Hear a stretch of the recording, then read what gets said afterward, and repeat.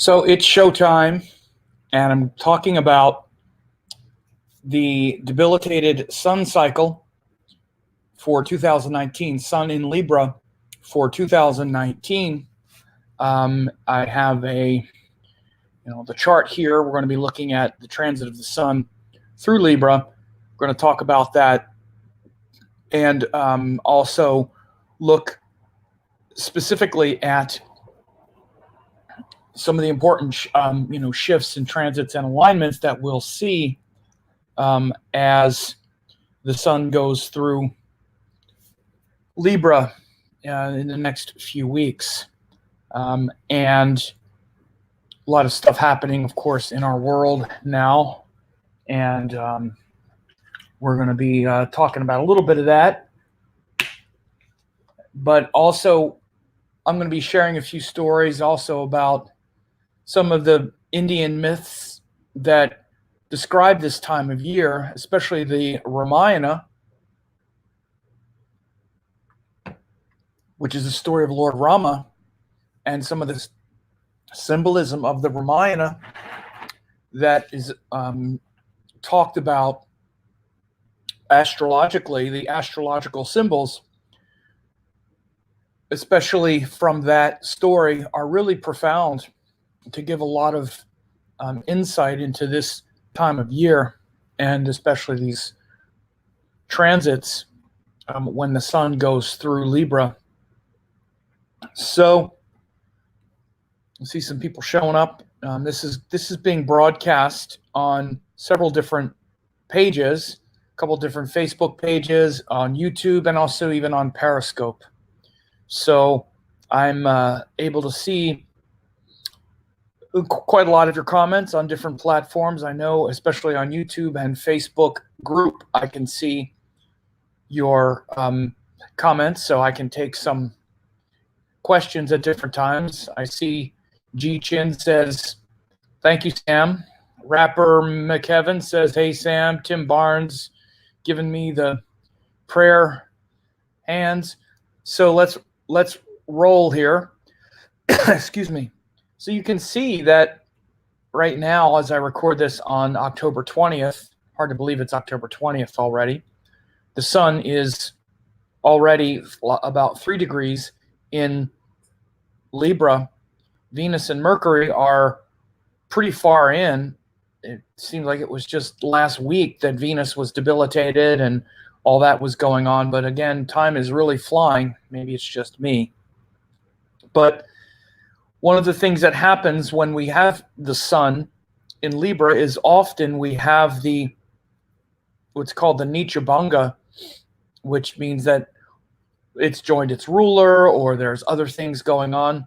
So at least for the next couple weeks, or for the next 10 days or so,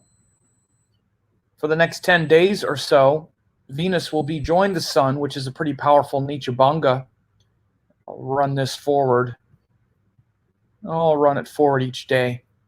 But we see as long as Venus is there in Libra, then it gives what's called the Nicha Bhanga. Nicha Bhanga means it modifies the Nicha, which is the, low standing, or the low status, or the, what is often said to be debilitated. And so really, it really just means very low. It sort of just means low, and ucha means high. So one is high, one is low, and it's sort of like the energy or the level of consciousness is low. This is how I really explain the dignity as different gradients of consciousness. The planets that are in their own signs or exalted are said to be Jagrad, or awake. Ones that are said to be in low dignity, like debilitated or enemy or great enemy, are said to be sushupti, or asleep. It's Jagrad, Swapana, and Sushupti, which is awake, sort of dreaming, or asleep, or like unconscious. So the energy becomes quite unconscious when it's in its debilitated state. Now, even when there's a Nicha Bhanga influence, even when there's something that's modifying that. It doesn't cancel it. Nothing is canceled. It doesn't mean that it's not still in that state. It just means that it's assisted. This is why the different, types of Nichabanga or modification shows exactly the type of assistance that comes by the thing that's asleep. All right. And so you often see, I talked about this a while ago, that with Venus, Mercury, there's often a Nichabanga because the ruler, or at least an exalted planet, is very close by.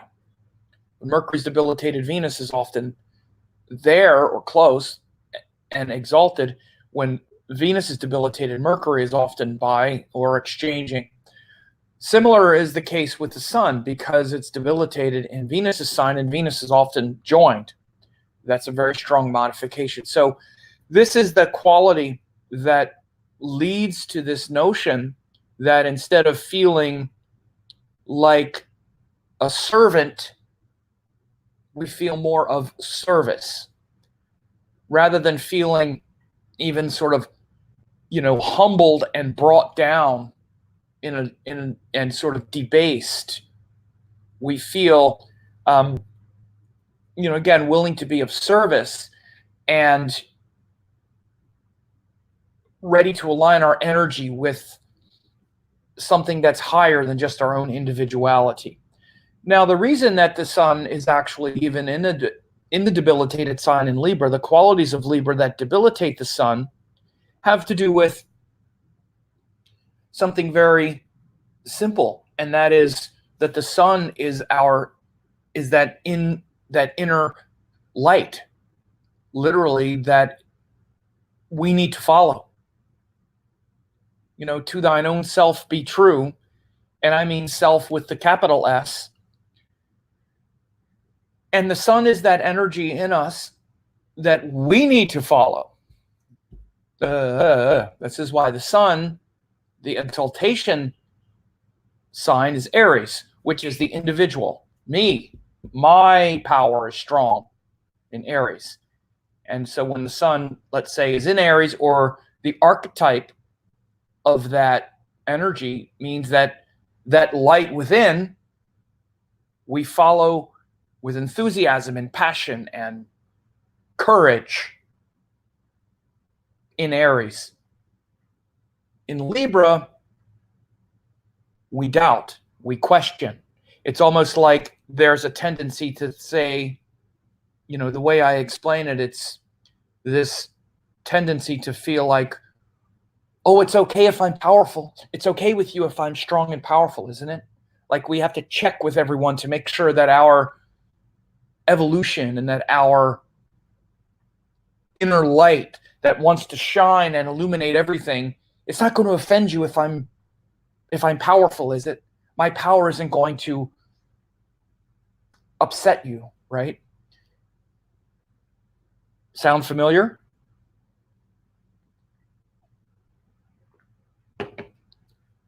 All great thinkers realize that we fear our power much more than we fear anything else. We fear the fact that we're much more powerful than we imagine. And one of the things that happens when you start to become self-actualized is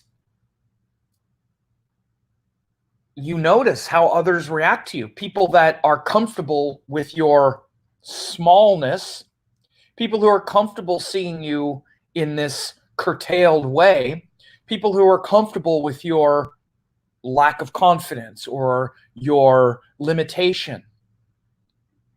Once you start to become on fire about something, you'll start to notice how your development and you being willing to get outside your comfort zone and, proselytize and represent is a threat to their comfort zone. And even, again, it's not usually conscious or overt. It's often very subtle, but, for your own good, I just want to make sure that you don't get too, up, don't get too fired up. I just want to prepare that, things might not work out that way. You got to be sensible. You got to be practical, got to be rational. And again, some of that's well-meaning. Quite a bit of it is also kind of, clipping your wings a little bit, because you getting all fired up about that thing that you love so much and is a threat to their comfort zone and the way they see you. Oh, that's just my dumb kid brother. He's going off about his crazy stuff. Think of how much you sacrifice in order to keep people who say things like that happy and comfortable. Again, it's not like there's anything wrong with that, but again, we want to keep it real. That's the Libra thing. The Libra thing is the importance of all these people in your life. Yes, they're important, but what's more important? Again, it's not like one thing is right or wrong. It's just that energy of the sun is not the part of you that wants to try to accommodate everybody else. No, it's kind of like the tyranny of the soul that needs to be expressed. And it is kind of a tyranny. The sun is the king, and Aries is the dictator. Now you might say, well, I don't want to be a dictator. Yeah, you do. You do want to be a dictator. We all want to be dictators. Dictators aren't necessarily bad. It's not necessarily bad to be a dictator. It's bad to be a violent, murderous dictator. It's not bad to be dictating your life based on what lights you up and ready to push anything out of the way that curtails that vision, of that pure vision that you see. Again, it's only one energy, but that's the energy of the sun. Of course, it has to be modified with all the other energies. The energy of Libra, for example, is where Saturn is exalted and shows how we're supposed to approach others in a spirit of humility and forgiveness and all these other things. And in those moments when Saturn energy crops up, which is often stress, isolation, fear, we're supposed to reach out. We're also supposed to be sensitive and appreciative of others, which is the Libra thing. Again, I don't want to get too off on that, but none of it is a judgment. And none of it is just one thing. It doesn't mean you're only supposed to be a dictator, like you're only supposed to follow that energy. For example, we could look at a dictator like Hitler. He had an exalted sun in Aries, but he also had Mars, Venus, and Mercury there. Now that's going a little too far. That's now all of the energies is in Aries. Now you can literally be a dictator. But that, and again, it doesn't mean, the thing you want to understand also about exaltations, it's not just the literal placement. So you want to understand that in the Vedic astrology texts, exalted and debilitated is in the chapter on the planets. So what they're telling you is this is a quality of the planet. You want to understand this exaltation and debilitated placement shows the section where the planet, where the highest, most developed qualities can come, even qualities that are beyond this world. You should understand that in many ways, the best or the most integrated and, in my view, intelligent expression of the planet is actually one of the signs that it rules, because then it's in its own domain. It's still awake. Exalted is kind of like something that's even beyond this earth. So it's like a wild card. And it can kind of be very disruptive at times because it's so forceful that it's often unembodied and can be very disruptive, especially if it's a functional malefic and all this, which I'm not going to get into as much here. But you just want to understand. The same is true with the debilitated. It's kind of a wild card because it's almost feels like it's almost worse in principle than being like, let's say, in a very difficult sign. It's almost like it creates a sort of almost like it erases it on some level. but and in some ways that's a very spiritualizing influence, because it almost creates this real hole, this real detrimental thing that we then have to go into some kind of soul remedy for a planet that's debilitated, like if it's in a natal chart or something like that. It becomes a very urgent message that we can't overlook. It becomes it can become wildly disruptive, or be a huge void in our life where we just have no, or have very little ability to understand it. It doesn't mean a thing disappears, but then we have to understand it from a very painful, almost damaged and almost damaging place. And thus it becomes something that we become very intimate with. And it can, and is often a very spiritualizing factor. So again, this isn't to sound, this is a story kind of like, redemption, you would say, because everything is a process. Nothing is a one-dimensional, thing. And so this is why when you're reading an actual birth chart, you have to look at the whole story. This is why you don't even just look at one thing. The planet that's in its debilitated state is debilitated. But that's not the only thing that's there, because there's often Nichabanga, it's in an angle, it's a functional ruler, it's a karaka. There's so many other things that influence. That's what you have to see.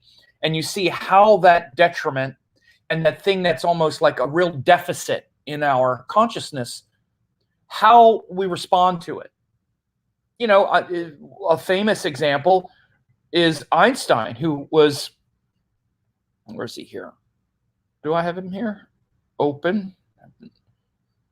Charts. Let me open. I have Einstein's chart. Yeah, I was looking at it recently.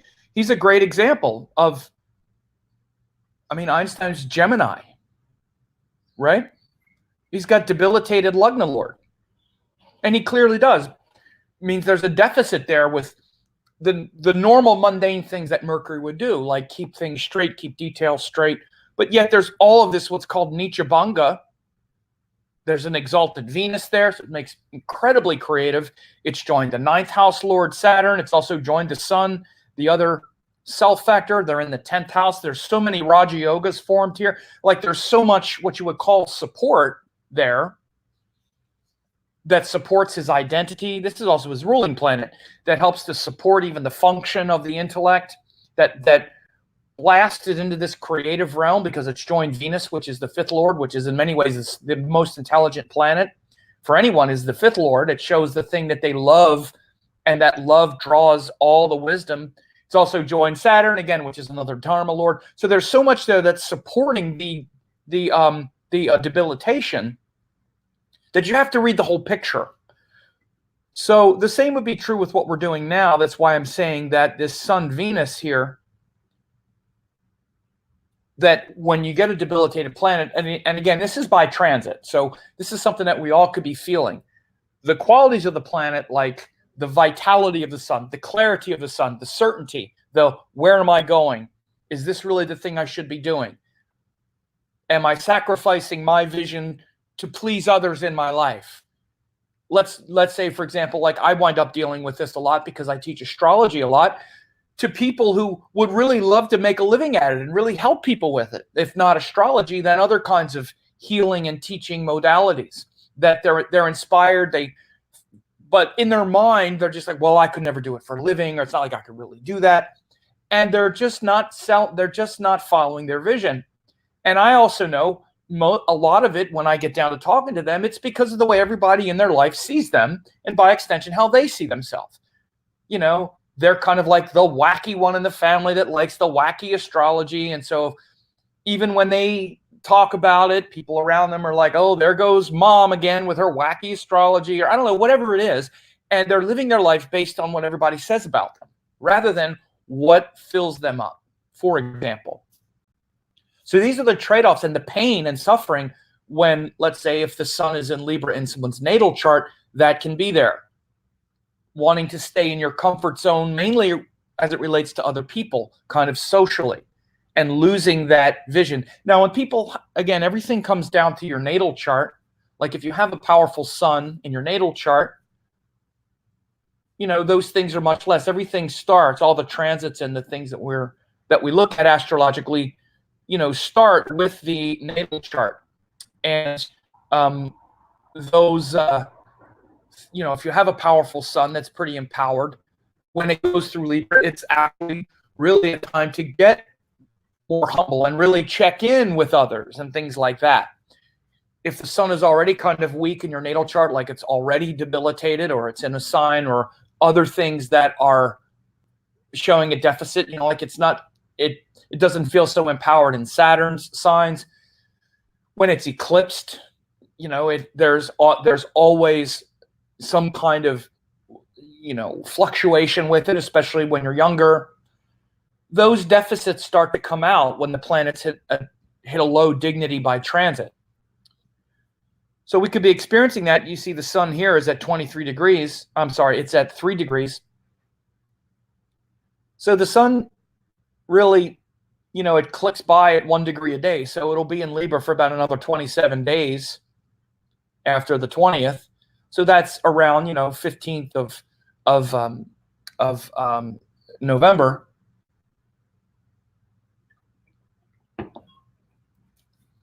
But for about 10 of those first 10 days or so, again, it's joined Venus, which says, or which is showing that this compromise, this excessive compromise, and this kind of confusion around our vision, since Venus is there, it's supporting that and making it more humility and bringing and creating space for that Venus to come in and go, oh, but let me assist others. Let me help others. Let me connect with beauty and with accommodation to others and bring in partnerships to help share in my power. One of the things I've seen quite a bit, even like when in someone's natal chart who has debilitated sun, many times it doesn't mean that they can't be good in business, but they're good at forming business partnerships. It can be good with business agreements. It can be good, again, as long as there are other things that support the self factors, the identity factors, and the vision, which can come from a lot of ways. The person will seek other partners, or they will be good at forming business partnerships. Bill Gates comes to mind. I believe he has Sun and I believe he has Saturn and Venus joined his debilitated. He has debilitated Sun, but he's got Saturn and Venus both there.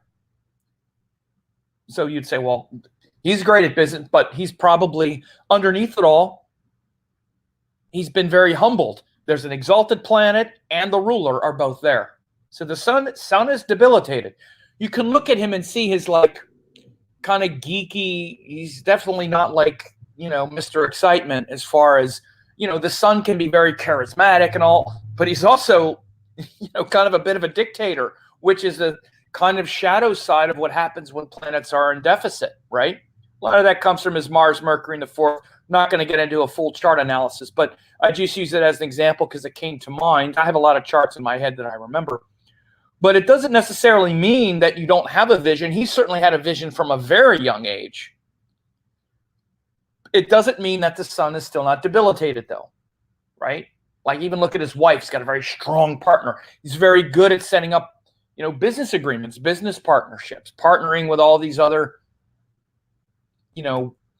entities and whatnot. So until if we run this forward, oops, let me get this up here. If we run this forward, you see Venus move up 28, 29. So until the 28th,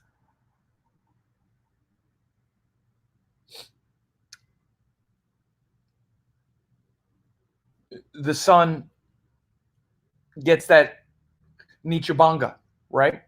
So between now and October 28th, 8 more days or so,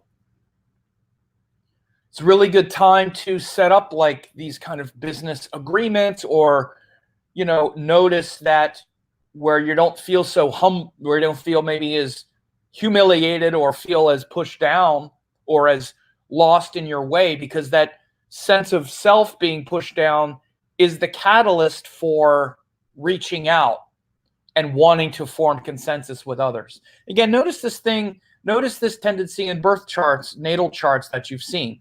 Notice the people that have debilitated Sun with Venus, which again, by the way, it's often the case because it's not far away, that they'll be very good they're often very good with friendships and stuff, but they often need a boost in their confidence. To push them up there to do things themselves requires a little more effort. But again, one of the things that you'll see, and it's what I mentioned before about the debilitated planets, is many times the person will, because it's something that requires so much effort, they'll really do it. They might do it a lot because it's something that they're aware of. They're aware that it's a kind of a weakness in their nature.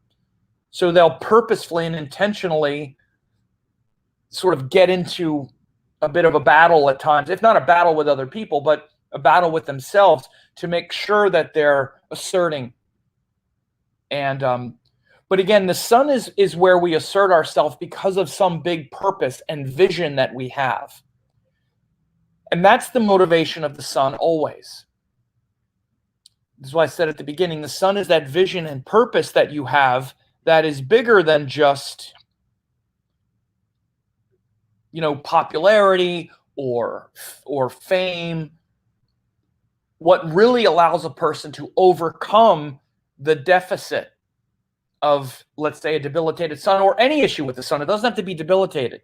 This is the thing, again, to understand about the exaltation and debilitation points in general. Say it again, is there qualities of the planet in a universal sense, not just in a specific chart. My book on the Ascendant, 108 Planets of Vedic Astrology, talked about this a lot. Those debilitation points show us how we're supposed to use that energy in its highest. And so that highest quality of the Sun is to be aligned with vision and purpose and not sacrifice it just to make, the people around us happy. And most of the time, even the people we're trying to make happy around us aren't our loved ones. A lot of times it's just acquaintances or things. I mean, we sacrifice our whole life and contribution just for a little bit of popularity from people it's just not even worth it. So the point is to connect with the vision and find that thing that you're worth, that's worth sacrificing for. So we also see, when we go back a day, right here, on the 27th, we have what's called Diwali. Now, this is that holiday when the new moon, when the Sun is in Libra, when Sun and Moon come together in Libra, it's called Diwali, and it's the festival of light, and it evokes the story of the Ramayana, where Lord Rama, who is an incarnation of the Sun, he's literally the avatar of the Sun, the Vishnu avatar of the Sun. Sita is his wife. She's represented by the moon. Lord Rama loses his kingdom and is exiled, and his wife is stolen and taken. And then after Lord Hanuman and this whole story unfolds, he's returned, and then his triumphant return to Ayodhya, his city, is on the first day of the waxing moon, when the Sun is in Libra. Okay, and so it's right as Sun and Moon come together, this new moon, and it's very much symbolized. The holiday of Diwali is where lamps are made, earthen pots with lights in them, a deepa, are made, and we take these lights and intentionally bring out the light. And all of these lights are brought out. It's called the Festival of Light. It's also called the New Year in India. It's one of the New Years. There's actually several, but this is one of the most famous New Years in Indian thinking, in the Indian culture, and it's the celebration of light. And we're celebrating light at a time when the sun is debilitated and the moon is at its darkest and very close to its debilitated state. So this is probably the day of the year when both the sun and the moon are at their weakest, because the moon is almost at its debilitated point because it's debilitated in Scorpio. And the sun is debilitated, but the other factor with the moon is dark. So the moon is at its most, the moon is at its weakest when it's dark and debilitated. Those are the two things. So the new moon in Scorpio is where both of them are at the worst, but then the sun is not debilitated in Scorpio. Sun's actually quite powerful there. So this day of Diwali, sun is debilitated and the moon is at its darkest and right near its debilitated state. So this is how we see the need to intentionally produce the light on this new moon in Libra. So it was asked, you said, Guru Prasad said, Sam, Rama was the avatar of Vishnu. Since Sun and Vishnu are both gods, how will we explain that? Thanks for the video. Well, Vishnu avatars are a class of, they're literally a class of avatars. Each planet is connected to one of the Vishnu avatars. And it's just a different classification because Lord Vishnu, through his different avatars, if you read the Srimad Bhagavatam, each of the planets are an embodiment of one of the avatars of Vishnu. The sun is Rama, Krishna is the moon, Narasimha is Mars, Buddha was Mercury, Vamana was Jupiter, Parashurama was Venus, Korma the tortoise is Saturn, Varaha the boar is Rahu, and Meena the fish is Ketu. So this is just part of the tradition, okay? So that's what I meant. Just like we could say, but in the Ramayana, again, all of these Indian texts are representations of cosmological factors. In the Ramayana itself, Rama is the sun. In fact, not just in all of the Indian texts. For example, the masculine is always the sun, and the feminine, the wife, is the moon, because the sun and the moon are the powers, Vishnu and Lakshmi. Now, of course, these are deities, Shiva and Parvati. Brahma and Saraswati, his daughter, didn't have a wife, he had a daughter. But then you get into the Puranic texts, Rama, who is literally the avatar of the sun, and in Bhagavatam as a Vishnu avatar, but in the story, Rama is the sun, Sita is the moon, Ravana is Saturn, Hanuman is Mars. Now, there's a great story that you can understand even with this whole transit of the sun through it, in this section of the sky. You can also see Rama, Lord Rama, has had his kingdom taken from him. Look at the sun. It's debilitated. Right? In Libra. It's been taken from him by Ravana, who is Saturn. Who's powerful in Libra? Saturn. Saturn is exalted. And he's taken the light. He's also taken his wife. Who else is weak here? Like I just said, the moon.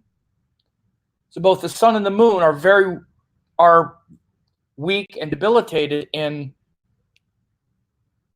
Libra. Of course, there's all kinds, the Ramayana is a very involved story. Sita has to go through a trial by fire, and there's all kinds of stuff that happen. But who is the one that saves Lord Rama?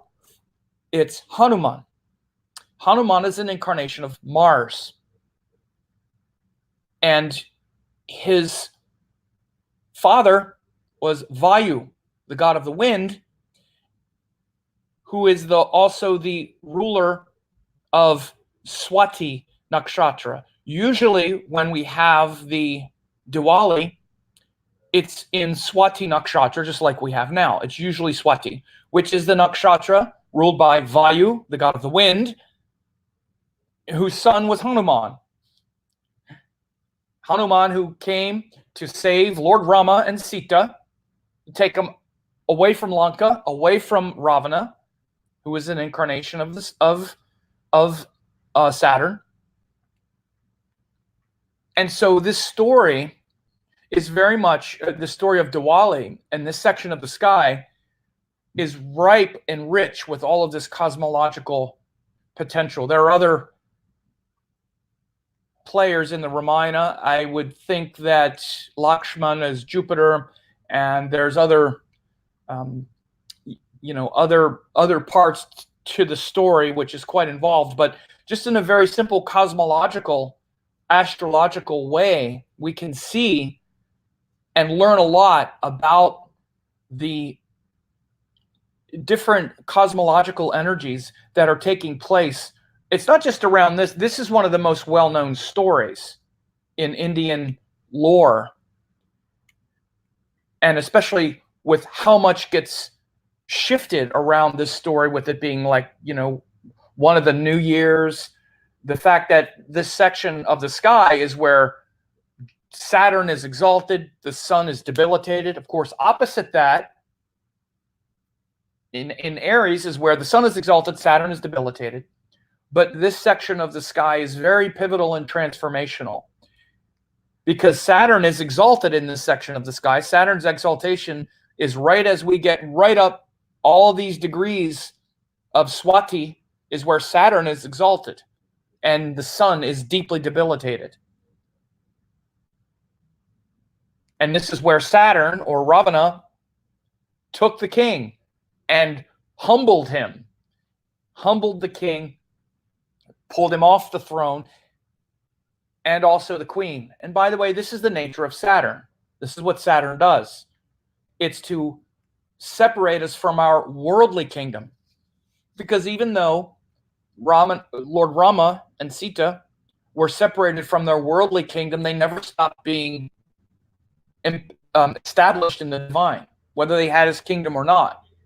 He was still an emanation of Lord Vishnu. He was still one with it all. He didn't lose himself in the suffering, even though there was the suffering and there was the struggle, there was the story. He was still established in the divine.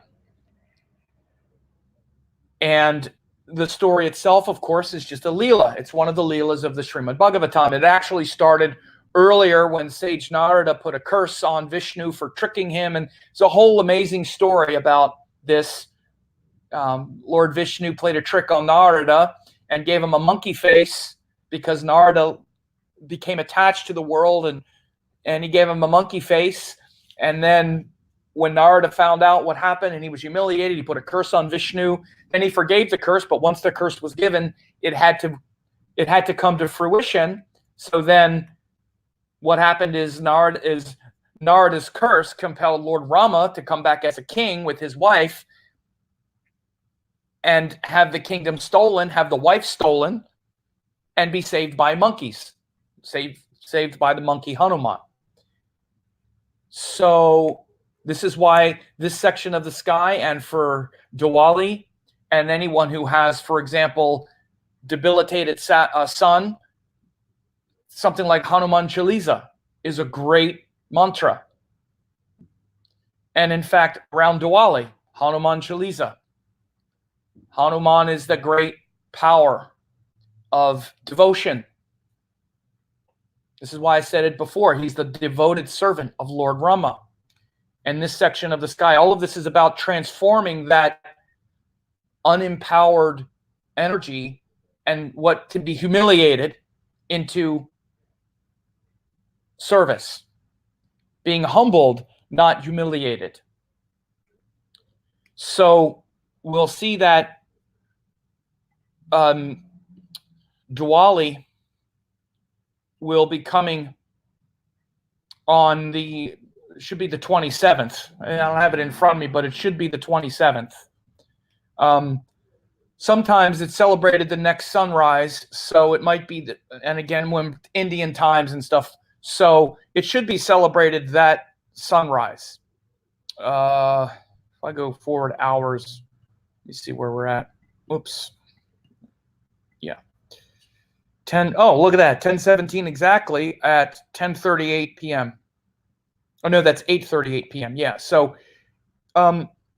it should be that morning of the 27th. So this, the symbology of this section of the sky in this time of year is very powerful. And by the way, I will also say this, it has a correlation. One second. To the seasons, especially since, with the sidereal and the tropical things that are going on. Of course, this is a sidereal placement, but this is one of those examples where there's a connection to what would be considered the tropical, archetype of the this time of year. At least during this epoch, a couple thousand years from now, sidereal Libra is going to be happening much later. But again, there could definitely be some connection to this, especially because at the time that these texts were being written and perhaps these holidays were being celebrated or devised, it's not clear, especially in some of those secular texts. We know that the astronomers and the astrologers understood the difference because it's also in the texts. We see in all the astrology texts, it's clearly sidereal, no matter how you look at it, because these are astrology books where you're erecting the chart, which is what the zodiac is. But in the books, for example, like the Srimad Bhagavatam and Vishnu Purana and others, they're calling the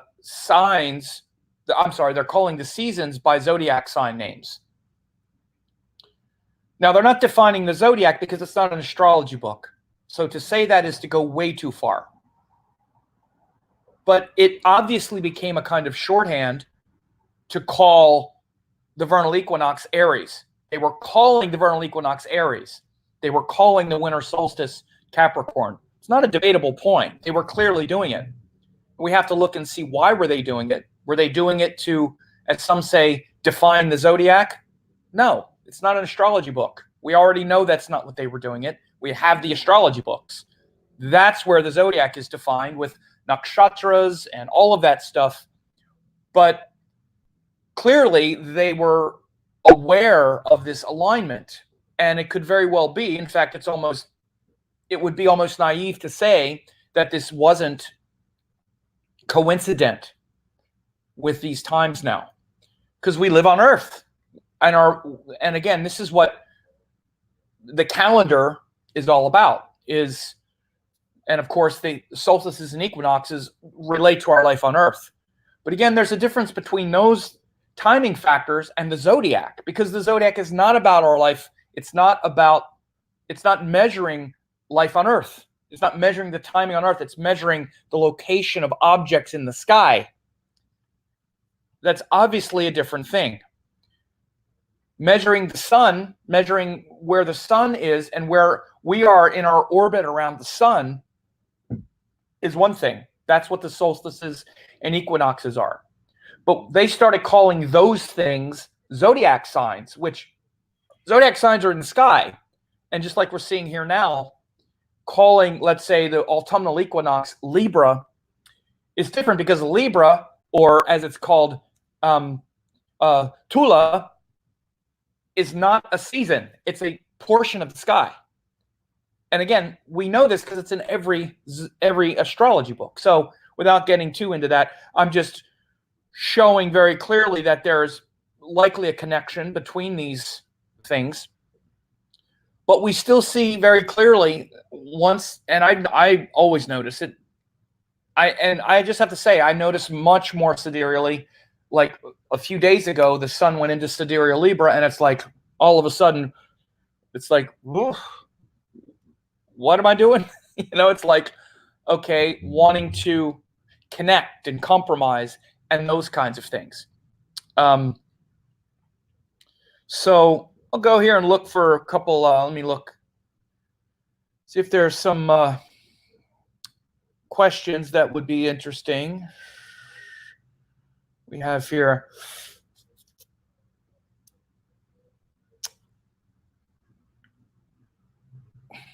So, all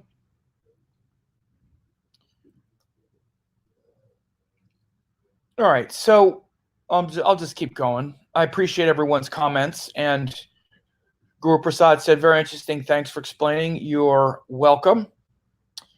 CJ said, I love the Chalisa. Google, YouTube, Gulshan Kumar, Hanuman Chalisa. Beautiful song. Great advice. Okay. That's one that CJ likes. And Hanuman Chalisa is just beautiful. There's a great version of it also by Krishna Das, the Westerner, the Western kirtan singer, who has he has just a beautiful voice. He did a really beautiful version of that years ago, which I guess people still listen to. I find it to be quite a nice version as well. But there's something about that, something about the old Indian.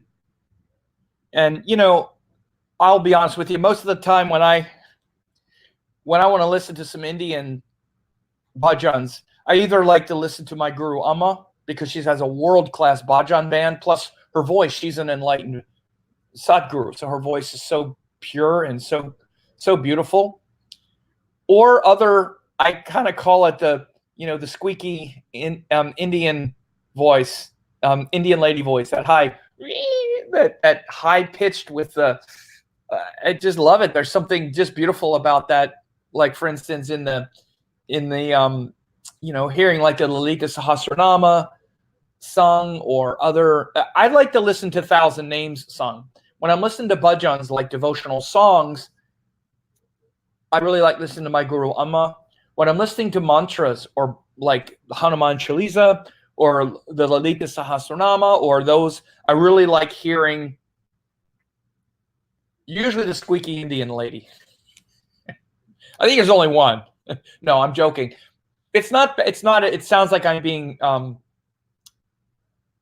critical. I'm not. There's something just so beautiful and authentic and gorgeous about it. And I also like hearing Pandits sing, like especially for Shiva, for the Sri Rudram. I like hearing a bunch of men, Ganapataye Namaha, like a whole bunch of them sang in the Sri Rudram. But there's some gorgeous Hanuman Chalisas that are sung by female Indian vocalists. There was also a guy several years ago. His name was Hari Om Sharan.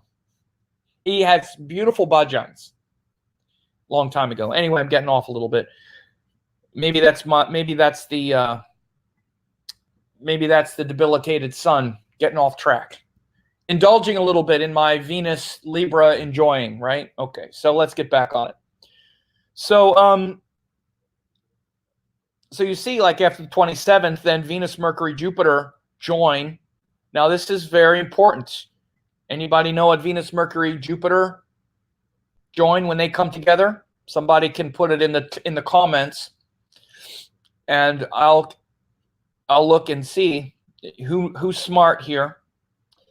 But this is going to put a lot of emphasis on Scorpio. And again, you can see how the Sun, Mercury, and Venus kind of drag along and put emphasis on different sections of the sky throughout the year. As the Sun goes through Libra, that's what we've been experiencing. It's going to be a shift, and then Mercury and Venus moving into Scorpio, then the Sun's going to move into Scorpio, then we're going to wind up having the Scorpio cycle, right? So we're also going to have Mars shortly after. You see, Mars is going to be going into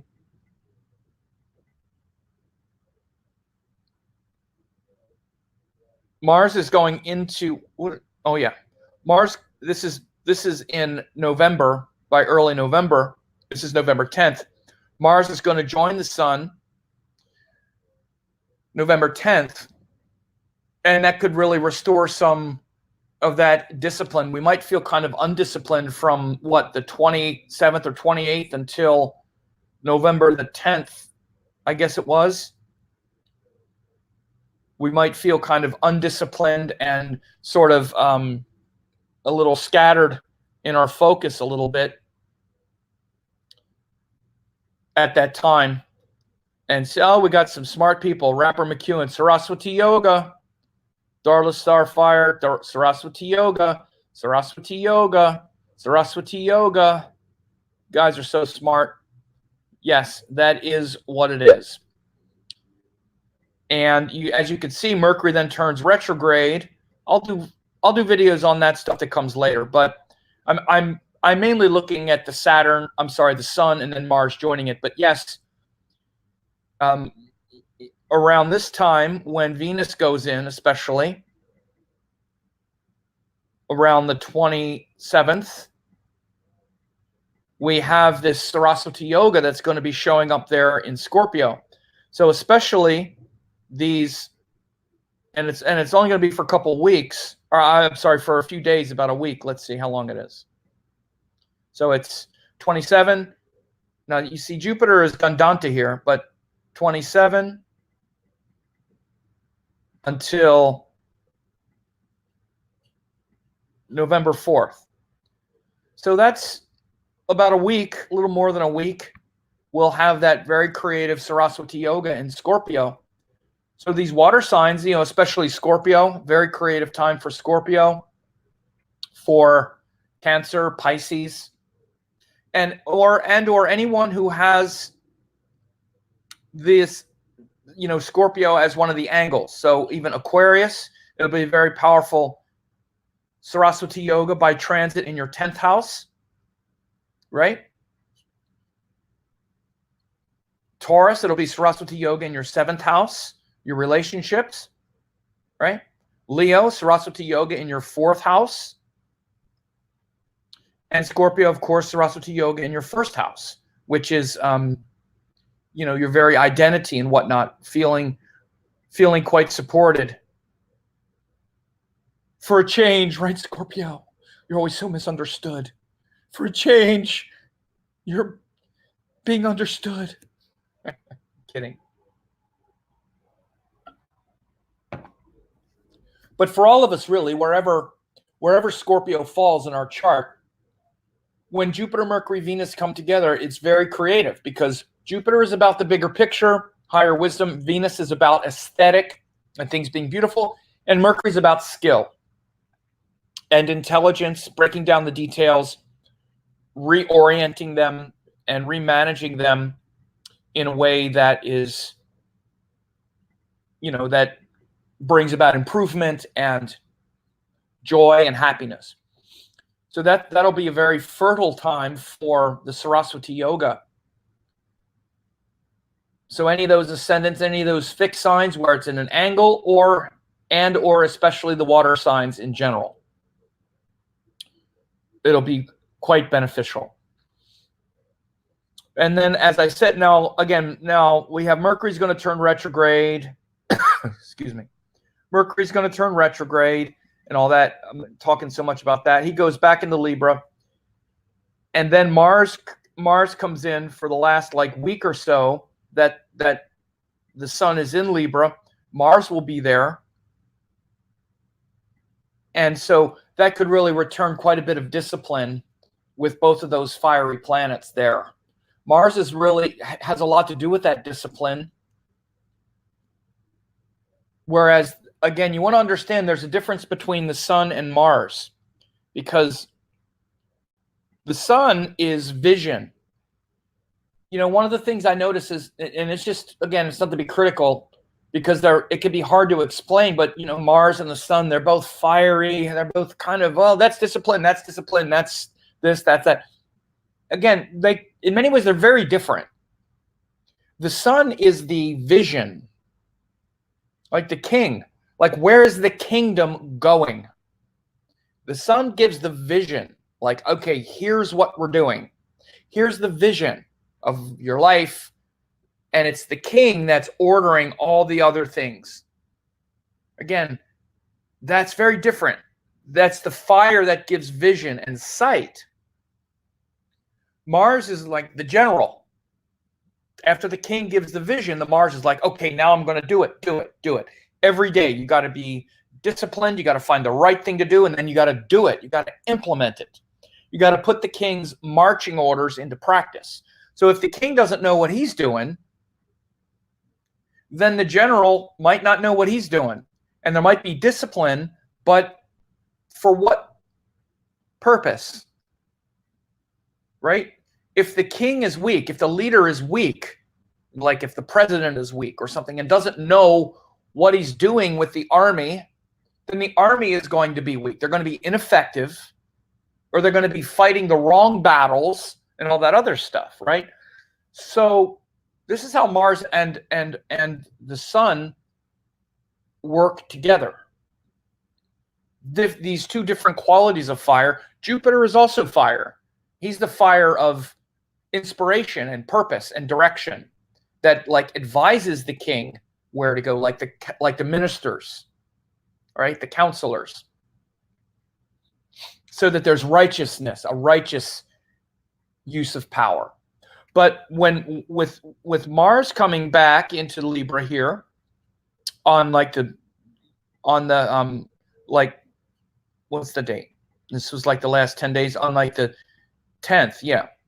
So on the 10th, 11th, 12th, so the last week or so, the 10th through like the 16th, there could be a lot of vision and purpose that comes back, right? There could be a week and a half or two where we might be feeling that sort of detriment with the sun just debilitated in Libra without much Nichabanga going on, right? Here, during this time, Venus leaves. You can see this sun moon, like Venus leaves on the 27th, on the day when we have this new moon, right? And then from the 27th,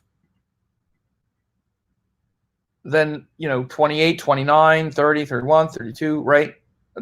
31, 32, 30, and then November 1st, 2nd, 3rd, right? Mercury goes retrograde. He goes back in.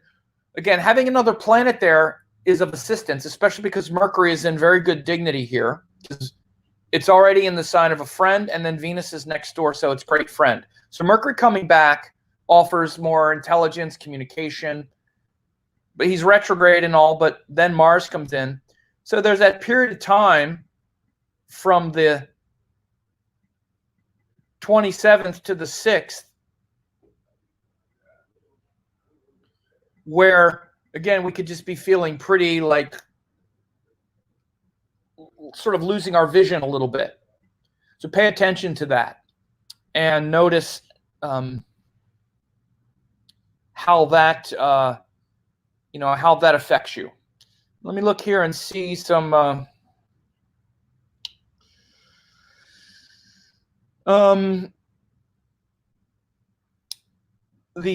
some questions here. Let me look and see. Sam, how does chart when someone's here? So someone said, Sam, how does it show in a chart when someone has healing frequency emitted when they sing? I don't know. You'd probably see something to do with Venus. You said healing frequency emitted when they sing. Not so sure. Healing it could come out a lot of ways. There's a lot of ways things like that could happen. Oftentimes singing, it as much as anything has to do with the second house ruler. Mercury is speech. Venus is also about beauty and healing. Jupiter could be there. So many ways, right? So, when you start learning astrology correctly, you know that there's like so many different ways to see things. Okay, and everything has at least one karaka, and then a house ruler associated with it. And then again, because you're saying, for example, healing through singing. Okay, so healing is one thing, singing is something, because singing is speaking, but speaking is Mercury, but healing is something that's related to several things. And singing is not necessarily speaking. You have house rulers, you have planets, you have all kinds of things that are there. So it's like everything, it's complex, and answering it is to maybe just try to let you see what could be the variables. So Sunny Side Up said, it's true enough, Scorpio is mostly misunderstood. It's like we're talking some language and people go, hey. Well, I think everyone's misunderstood. I was sort of joking. Scorpio definitely carries around the I'm more misunderstood. That I will grant you. All right. So someone says, how does multiple planets cluttering in Sagittarius during December affect? Well, in general, it just shows a lot of emphasis in that area of life. Planets clutter all the time. You'll usually get at least 2 or 3 planets wherever the sun is going, which I said earlier. The sun kind of drags Mercury and Venus around all the time. Because we also have Saturn and Ketu there now, the sun is just going to drag those planets there as well. Just like as it goes through Scorpio, well, by the time it gets there now, Jupiter is going to move, but it tends to always pile up a bunch of planets by transit. Again, this is something just to remember in principle. The Sun, Mercury, and Venus are always right next to each other, so it tends to drag this different focal point and emphasis on these different signs throughout the year. That's just a constant. So,